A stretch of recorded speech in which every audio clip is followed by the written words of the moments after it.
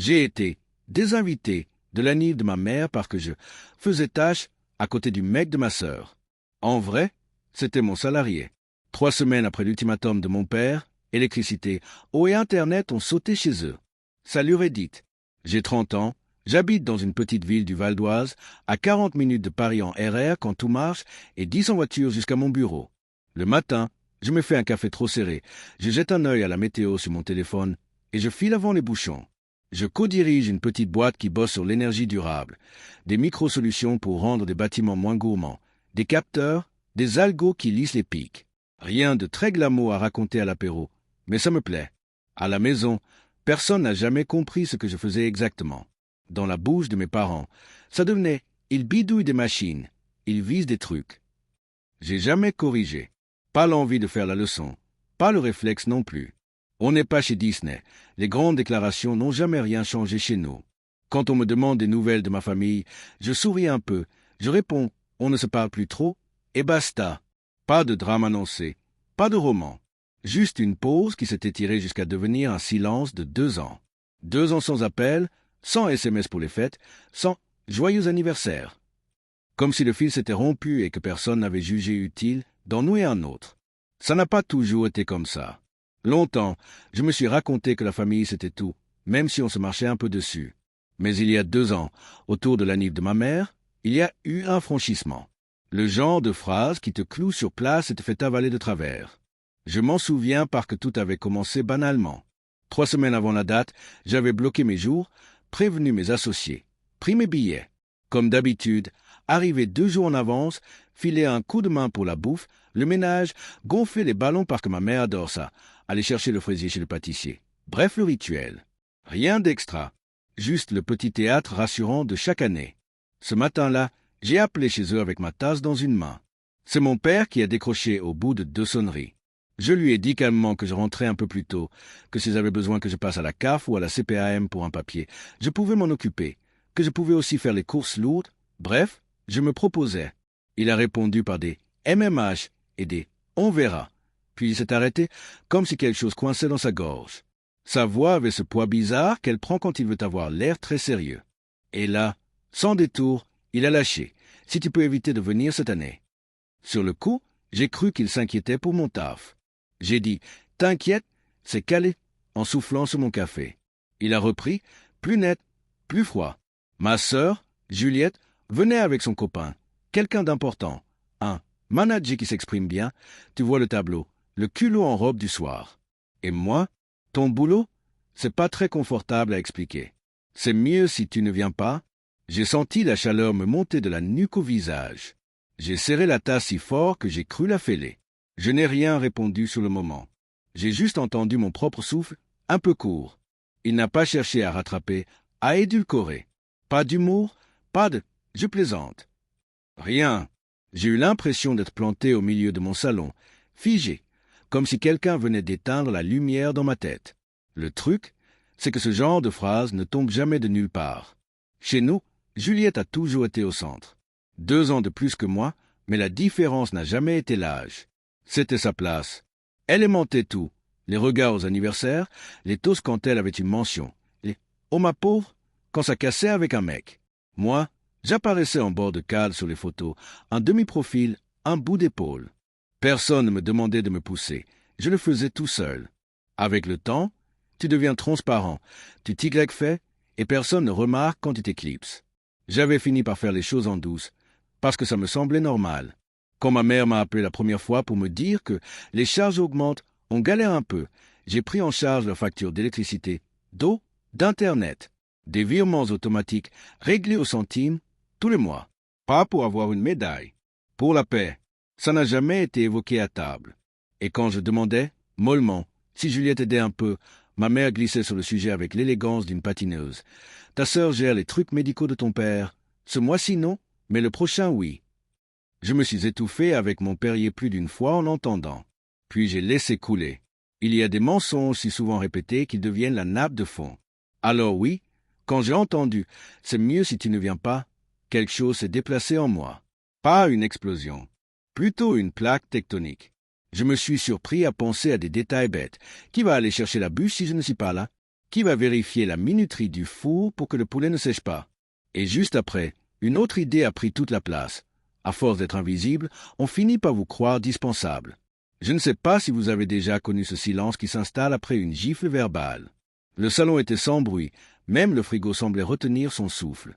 Mon téléphone pesait dans ma main. J'ai regardé par la fenêtre, ciel gris, pas de pluie, un froid qui s'infiltrait, le genre qui annonce l'hiver. J'ai posé la tasse, je me suis assis. J'ai senti une sorte de calme arriver. Pas le bon, pas celui d'une balade, mais un calme de décision qui approche. À ce moment-là, je n'avais encore rien répondu, rien contesté. J'étais juste ce type qui, ce matin-là, avait prévu de rentrer 2 jours plus tôt pour aider à accrocher une guirlande et qui découvrait qu'on préférait une maison bien présentable sans lui. C'est peu, et ça m'assied. Mais c'est suffisant pour comprendre que la suite allait changer de couleur. Je me suis levé, j'ai attrapé mon manteau. Pas pour fuir. Pour marcher un peu, faire un tour du pâté de maison, croiser la boulangère qui me tutoie, respirer, laisser redescendre la température. Je savais que je rappellerais. Je savais que je ne pourrais pas faire comme si de rien n'était. Je savais surtout que, si je devais parler, ce serait sans hausser la voix. Parce que quand tout est allé trop loin, crier ne sert plus à rien. Voilà où j'en étais, 3 semaines avant l'anniv de ma mère. La suite, vous allez la voir venir, mais pas comme il l'avait prévu. Je l'ai rappelé en fin d'après-midi, parce que laisser cette phrase flotter au-dessus de moi me bouffait l'air. Il a décroché tout de suite, comme s'il guettait. J'ai essayé de rester posé. « Papa, j'ai pas très bien compris. » Il n'a pas laissé un centimètre. Voix sèche, tranchante, Juliette vient avec son compagnon. Il a un poste, tu vois, il s'exprime bien. Toi, ton truc, c'est gênant à expliquer. Et si tu insistes pour venir, ne m'appelle plus papa. Voilà, net, sans emballage.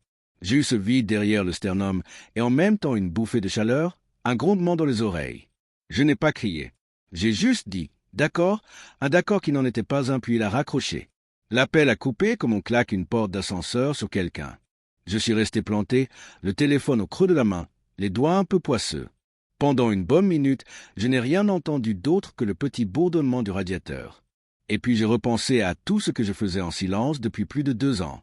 EDF, Veolia, la box Internet Orange, puis SFR quand ils ont changé d'offre réglée par mes soins, sans qu'on en parle. Le genre de geste qu'on fait une fois, le temps de passer un cap, et qui devient structurant, presque un pilier invisible de leur quotidien. J'ai ouvert mon appli bancaire. Pas pour me faire mal, juste pour regarder la réalité en face. Historique, prélèvements automatiques. Je scrolle. Tous les mois, comme une horloge.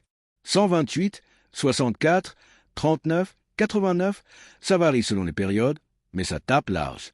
Je calcule vite fait dans ma tête, puis je fais défiler jusqu'au tout début, 2 ans plus tôt, quand ma mère m'avait appelé d'une voix soucieuse. Tu sais, le coût de la vie, on n'y arrive plus trop. Si tu pouvais nous aider un peu, juste pour ce mois. Et moi, bon soldat, j'avais dit oui. Aujourd'hui, l'écran me renvoie le total sur la période, 9 842 € et 17 centimes d'euros. Ce chiffre-là m'a coupé le souffle. Pas de surprise, plutôt une plaque de marbre qui se pose. Presque 10 000 €. J'ai pensé, et je serais la honte de la famille. Je me suis étouffé avec mon Perrier intérieur, si on peut dire. Pas par jalousie, pas pour qu'on me dresse une statue. Juste cette simple question que personne ne pose jamais chez nous. C'est quoi, l'équité? J'ai repensé à Juliette. Est-ce qu'elle a déjà porté quoi que ce soit de lourd pour nos parents, autrement que des fleurs et un sourire quand il y avait du monde? Est-ce qu'elle a déjà rempli un dossier de surendettement à la Banque de France, couru à la maison de la justice et du droit, négocié un échéancier avec un huissier? Non. Et pourtant c'est elle qu'on met en vitrine. Moi, ça fait des années que je me place de côté sur la photo. On prend vite l'habitude d'être utile et discret. Le problème, c'est que ça rend les autres paresseux sur ta valeur. Je n'ai pas réfléchi plus. Paramètres annulés. J'ai ouvert le prélèvement EDF. Résilier l'autorisation? Oui. Veolia? Oui. Fournisseur Internet? Oui. 3 gestes. Calme, précis. Pas une vengeance, je le jure. Plutôt un réflexe de dignité. Le seul truc qui me restait à moi, entier, me dire que je n'allais pas continuer à financer des gens qui me démontent à voix haute parce que je présente mal à côté d'un costard. Le lendemain, j'ai cru que quelqu'un me dirait « On s'est emballé ». Rien. Une semaine a passé. Un mardi, SMS de ma mère, ton mielleux de d'habitude. « Coucou mon grand, j'ai reçu un avis. La facture Internet est due. Tu peux t'en occuper, Pas un mot sur l'appel. Pas un « on peut parler ?» Pas un « tu vas bien ?» Juste la demande. J'ai regardé le message, j'ai reposé le téléphone. Je ne voulais pas punir, je voulais constater. Et ce que je voyais, c'était très clair. J'étais un guichet, pas un fils. 2 jours après, appel manqué de mon père. Puis un vocal. Le fournisseur d'électricité a appelé. La facture n'est pas payée. C'est quoi ce bazar? Rappel. Le ton, exactement le même que quand il me grondait gamin parce que j'avais oublié d'éteindre la lumière du couloir. J'ai écouté, j'ai verrouillé l'écran. Silence radio de mon côté. Je n'allais pas me justifier d'avoir retiré ma perfusion financière, surtout après. Si tu viens, ne m'appelle plus papa. Il faut choisir le monde dans lequel on parle. Le leur, où je dois tous en droit à la parole, ou le mien, où chacun porte ses décisions. Les jours ont recommencé à s'aligner, réguliers. Travail, réunion, test au labo, sandwich sur le pouce, retour tardif. De temps en temps, l'envie me prenait de leur écrire une phrase simple. Vous avez franchi une ligne. Mais à quoi bon? Quand quelqu'un reste bloqué dans son époque, à se raconter que le fils doit, il n'entend pas la nuance, seulement le bruit de ses habitudes. À force de me repasser la scène, j'ai remarqué autre chose. Dans la bouche de mon père, ce type, le copain de Juliette, devenait quelqu'un d'important, parce qu'il s'exprime bien. Traduction. Costume bien taillé. Phrase polie. 2 citations glissées au bon moment. Le culot en robe du soir. Moi, je porte des baskets blanches et un sweat au bureau. Je prends le métro, le RER, je parle cash. Donc, c'est gênant à expliquer. Je crois que c'est là que j'ai vraiment senti la bascule. Tu peux accepter d'être mal compris, pas d'être activement déprécié par ceux que tu aides. Un autre SMS, encore, de ma mère, plus court. L'eau, c'est urgent, on reçoit des relances. Puis rien pendant quelques jours. À chaque vibration, mon ventre se serrait un peu. Réflexe pavlovien d'année à répondre dans la minute. Je posais le téléphone, je soufflais. J'apprenais le retard. Dire? Non. Demande un muscle que je n'avais jamais travaillé. Et puis, le calendrier a avancé tout seul jusqu'à l'anniversaire. 3 semaines après l'ultimatum. Le matin, j'ai fait mon café. J'ai arrosé la plante du salon. J'ai répondu à quelques mets. J'ai jeté un œil à l'heure. La pâtisserie devait livrer le fraisier chez eux vers 16 heures, si on était resté sur le rituel. J'ai pensé fugacement à ma mère qui aime découper les parts égales, à la nappe plastique avec de petites fraises imprimées, à l'odeur du poulet. J'ai chassé l'image. Ce n'était plus mon décor. Mon choix était fait depuis la résiliation. Je n'irai pas. Je n'appellerai pas. Pas pour les provoquer. Pour protéger ce qu'il me restait de respect pour moi-même. C'est fou comme cette idée-là. Simple, ressemble à une trahison quand on l'applique à sa famille. Pourtant, je n'avais fait que remettre la charge là où elle devait être. On verrait bien, le soir, qui appellerait qui et pourquoi. Ce soir-là, je me suis juré une chose, je ne me laisserai pas entraîner dans un débat stérile par SMS entre 2 toasts. S'il voulait me parler, ce serait pour de vrai, sur le fond, pas pour me transformer en carte bleue avec des doigts. J'ai rangé l'appart, j'ai lancé une machine. Le genre de geste minuscule qui ancre. L'air sentait un peu la lessive. Paris devait être gris, mais chez moi, c'était clair. Je me suis assis, j'ai posé le téléphone à l'envers. J'attendais rien. Forcément, ça a vibré. Mais ça, c'est l'histoire d'après. À 16 heures passées, le téléphone a sonné. Maman. L'écran a vibré dans ma main comme une vieille habitude qui revient taper à la porte. J'ai laissé sonner. Pas de curiosité, pas de rancune spectaculaire non plus. Juste la décision tenue. 2 minutes plus tard, papa. Puis, Juliette. 3 appels en 10 minutes, alignés comme des wagonnets. Je n'ai pas répondu. J'ai levé les yeux vers la fenêtre. Ciel bas, gris, le froid qui colle aux vitres.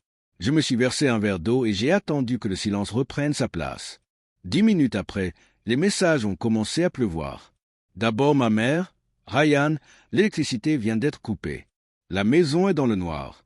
S'il te plaît, paye la facture. J'ai lu, posé le téléphone, senti ce creux propre qui se déploie dans la poitrine quand on a trop longtemps porté quelque chose seul. Pas de colère, pas de triomphe. Un vide. Mon père a enchaîné. Plus d'eau. On peut pas cuisiner.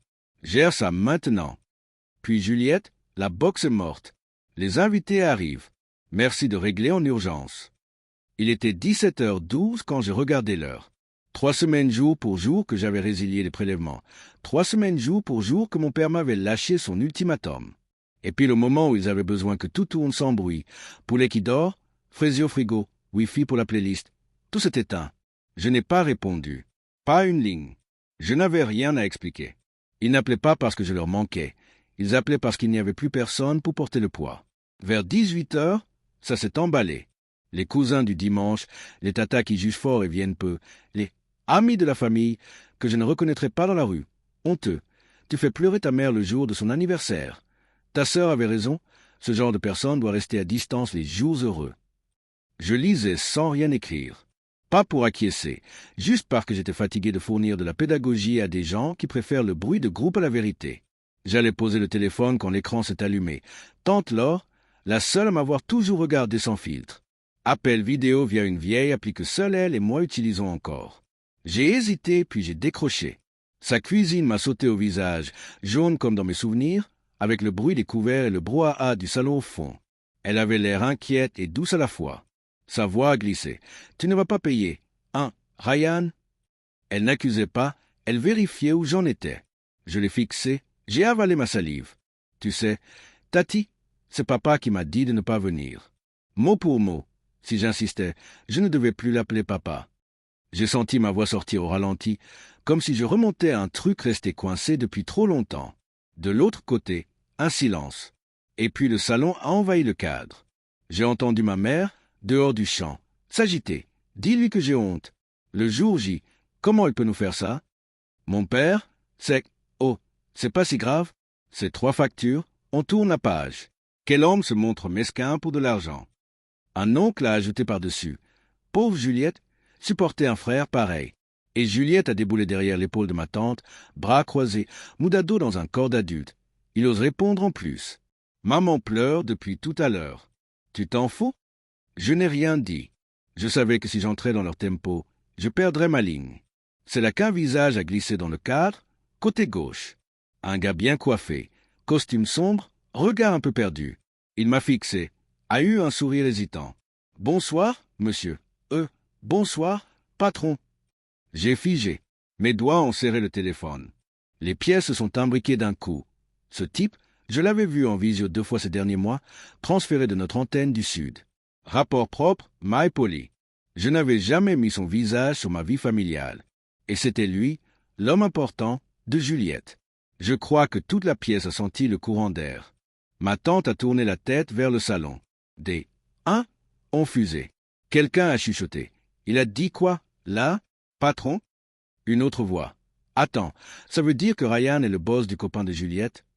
Le murmure a gonflé comme une vague. Moi, j'ai gardé le silence. Pas de sourire, pas de démenti. J'ai attendu. Le gars s'est redressé, a levé un peu la voix par-dessus le cliquetis des assiettes. Pour information, je travaille chez Energiterra. Il a écorché à peine, et M. Ryan est l'un des cofondateurs. La phrase a coupé net les bruits. On a entendu une fourchette tomber. Juliette, hors champ, a lâché un petit rire sec que je connais trop. Celui qui cherche une porte de sortie. Mon père a voulu reprendre les commandes. Patron, on dit beaucoup de mots compliqués aujourd'hui. Le beau costume a jeté un regard mal à l'aise vers elle, puis vers l'écran. Je ne voulais pas en rajouter. Je lui ai offert un hochement simple, poli, et j'ai parlé doucement. Égal. J'espère que ta grande présentation se passe bien. Bonne soirée. Et j'ai mis fin à l'appel. Le silence de mon salon m'a enveloppé comme une couverture lourde. Je suis resté quelques secondes à regarder mon reflet dans l'écran éteint. Pas de joie sale, pas de revanche qui crie. Un relâchement, comme si on m'avait enlevé un sac à dos plein de cailloux. Je me suis levé, j'ai rangé machinalement 2 assiettes propres, j'ai plié un plaid. J'ai passé un coup d'œil à travers la vitre, lampadaire, trottoir humide, pas sans presser. Je me suis dit que la soirée allait être longue là-bas, entre les bougies qui goûtent et les explications qui s'effilochent. Mon téléphone a revibré 2 fois. Je n'ai pas regardé. J'ai pris une douche, j'ai enfilé un t-shirt, j'ai ouvert la fenêtre sur la nuit fraîche. J'ai bu un verre d'eau dans le noir, assis au bord du lit. Je sentais encore, dans mon oreille, le « bonsoir patron » qui claquait comme une pièce posée sur la table. Non pas pour me donner raison, mais pour remettre les choses à l'endroit. Je n'étais pas leur honte, j'étais juste leur héros invisible tant que je payais. Et maintenant que je ne payais plus, la lumière, l'eau et le Wi-Fi avaient décidé de faire grève en même temps. Drôle de syndicat. Cette nuit-là, j'ai dormi d'un trait. Pas d'insomnie, pas de pensée en boucle, Pas de « et si ». Je crois que c'est ça, la vraie paix, pas la victoire, juste l'absence de plainte intérieure. Le lendemain matin, le monde reprendrait sa taille normale. Et eux, là-bas, ils devraient, pour une fois, se parler sans me prendre pour une prise multiple. Demain apporterait ses propres surprises, mais pour ce soir, je n'avais plus rien à prouver à personne. Le lendemain, j'ai ouvert mes mails avant même que la lumière traverse les rideaux. Des notifications, 2 convoques internes, un devis à valider et un nom inconnu dans l'expéditeur. Hugo K. Objet. Désolé. La première phrase m'a arrêté net. Je ne savais pas que vous étiez le frère de Juliette. J'ai beaucoup de respect pour vous à l'entreprise. J'ai haussé un sourcil, calé l'oreiller, lu la suite. Il expliquait, droit, sans chichi, qu'il avait été sidéré de découvrir le lien familial, qu'il n'avait pas anticipé les réactions ni l'ambiance, et qui mettait fin à la relation avec Juliette. Merci de ne pas m'avoir mis dans l'embarras devant tout le monde, a-t-il ajouté. J'ai posé le téléphone sur ma poitrine et j'ai regardé le plafond. Pas de victoire, pas d'aigreur. Juste cette impression qu'un jeu de cartes s'était rangé tout seul. J'ai répondu sans détour. Hugo, c'est ton histoire. Ne prends pas de décision pour me plaire. Réfléchis bien. Fais ce qui est juste pour toi. Et pour info, je ne mêle pas la famille au boulot. Envoyé. Pas besoin d'autre chose. Quand une pièce a cliqué, je n'ai pas le réflexe de la tourner encore. À 10 heures, en sortant d'une réunion avec les responsables de pôle, mon téléphone a vibré. Juliette. J'ai regardé l'écran quelques secondes, j'ai décliné. Non par vengeance, juste parce que j'ai appris hier que répondre vite à tout le monde me faisait perdre ma propre voix. 5 minutes après, son message est arrivé, long, pressé. Elle était désolée. Elle n'avait pas pensé qu'Hugo changerait comme ça. J'étais son patron, et si je disais un mot, il écouterait. Elle me demandait d'intervenir, de le rappeler, de le faire revenir. Je me suis adossé à la fenêtre du couloir, j'ai relu, puis j'ai tapé à mon tour. Hugo n'est pas parti parce que je lui ai dit. Il est parti parce qu'il a vu ta façon de traiter les gens, de mépriser ce que tu ne comprends pas, et ta certitude que ta voix douce t'ouvrira toutes les portes. Envoyé. J'ai rangé le téléphone, j'ai repris mes notes. Moins d'1 minute, nouveau message. Je sais que j'ai merdé. Cette fois c'est pour de vrai, je vais changer. Crois-moi, juste une fois. J'ai lu, et à l'intérieur, rien n'a bougé. Pas parce que je m'en fiche, mais parce que j'ai compris un truc basique. L'excuse ne tient pas au texte, elle tient au moment où elle arrive. Quand l'eau, l'électricité et le Wi-Fi sautent, ça déclenche des regrets chez n'importe qui. Ça ne fabrique pas du respect. J'ai supprimé la conversation, sans archives, et je suis retourné à ma vie. 1 semaine pile plus tard, vendredi. Je rentre du garage, je monte les 2 marches du perron, et je me fige. Mes parents sur le pas de ma porte, chacun une petite valise, les traits tirés. Je n'ai pas demandé « Que faites-vous là ?» La réponse était écrite sur leur visage. Ce n'était pas une visite de courtoisie. J'ai ouvert, j'ai fait entrer. Pas d'embrassade dégoulinante, pas de tension affichée. Juste du thé fumant sur la table basse. C'est mon père qui a parlé en premier, voix plus basse qu'à l'accoutumée. Il s'est excusé. Ma mère a renchéri. On a réfléchi. On a été trop loin. Tout ça. Je me suis tu. Je voulais savoir si c'était une fin ou le début d'autre chose. La suite m'a donné raison. Le ton de mon père a glissé vers sa normalité. On est une famille, Ryan. Une famille, ça s'entraide. On t'a élevé. On t'a mis à l'école. Ce que tu as, ça vient aussi un peu de nous, non? Il m'a regardé comme on attend un oui automatique. Je n'ai pas offert de cadeau. Ma mère a pris le relais, raisonnable comme si elle proposait de partager une quiche. Si tu pouvais peut-être nous aider autour de 2 000 € par mois, juste un soutien. Pour quelqu'un comme toi, c'est pas grand-chose. J'ai fixé ces 2 personnes assises dans mon salon. Les mêmes qui, 15 jours plus tôt, voulaient un anniversaire bien présentable sans moi. Et maintenant, elles donnaient un prix à leur mea culpa.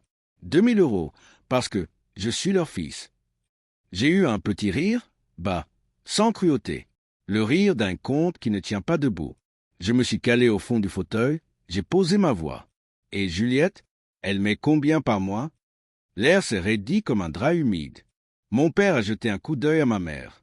Elle a répondu en rasant les mots. Le travail de ta sœur est instable en ce moment. Et la rupture avec Hugo? Tu comprends. Oui, je comprenais. La même chanson, paroles éternelles. Alors j'ai dit simplement, si elle s'engage à 2 000 € par mois, je fais pareil. Pas plus, pas moins. Ils sont restés quoi? À jauger si je bluffais. Sinon, si vous voulez que je prenne tout, j'aurai besoin d'un acte notarié qui stipule clairement qu'à votre décès, la maison m'échouera en pleine propriété, sans indivision ni contestation au tribunal judiciaire. J'ai ajouté, on passe chez le notaire, on fait les choses proprement. Pas de menaces, pas de haussement de ton. Du droit, de l'écrit. Le silence s'est épaissi. Mon père s'est levé d'un coup, a frappé la paume sur la table, renversant la tasse, le thé a filé en cascade, ça dégoulinait par terre. Il a crié, « Rouge, tu poses des conditions à tes parents? On t'a nourri 20 ans et maintenant tu chipotes. Quelle vie tu mènes, hein ?»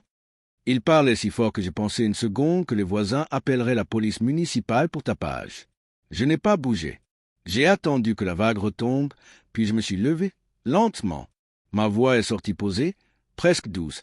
Je crois que vous devriez quitter mon appartement. Pas une menace, une limite. Quand le respect a fini son crédit, il faut bien fermer le compte. Ils n'ont plus rien dit. Le bruit des valises sur le parquet, puis le déclic feutré de la porte. J'ai attendu une minute entière à regarder la trace de thé sur la table, comme un petit fleuve brun. J'ai pris une éponge, j'ai nettoyé. C'est fou comme ces gestes simples remettent l'air en place. Depuis 2 ans ont passé. Je n'ai pas bloqué leur numéro, pas changé d'email, pas interdit quoi que ce soit. J'ai juste cessé d'être une banque ambulante, une sorte d'ATM émotionnel et financier, prête à tout au nom de l'obligation. Je travaille, je prends le RR, je vais courir le long de l'Oise le dimanche, je bois un café avec les voisins, je fais des planches quand des copains passent. Parfois, je repense au franchissement, à ce moment précis où j'ai compris que aimer n'est pas dire oui à tout. Et je me surprends à me dire que j'ai mis longtemps à apprendre un truc aussi basique. On n'est pas chez Disney. Personne ne vient coller un happy end sur les contradictions des autres. Mon père est resté bloqué dans son époque, persuadé qu'un fils doit s'en discuter. Ma mère se raconte des histoires pour ne pas affronter la sienne. Juliette, je lui souhaite d'apprendre à voir les gens comme autre chose que des surfaces. Je sais que certains vont dire que j'ai été froid. Peut-être, mais j'appelle ça du respect de soi. Une famille n'est pas un endroit où on peut exiger de la gentillesse et appeler ça de l'amour. Une famille, c'est où on te voit comme une personne, pas comme un portefeuille, pas comme un plan B, pas comme une rallonge quand tout disjoncte. Alors je vous pose la question, ici, sans posture, est-ce que j'ai eu tort de ne pas revenir et de refuser de verser 2 000 € par mois à mes parents, même s'ils vieillissent et qui m'ont élevé? Est-ce que c'est moi qui suis allé trop loin? Ou bien est-ce que, pour une fois, j'ai mis la barre à la bonne hauteur? Vos avis m'intéressent, d'accord ou pas d'accord. Merci d'avoir lu jusqu'au bout. Prenez soin de vous.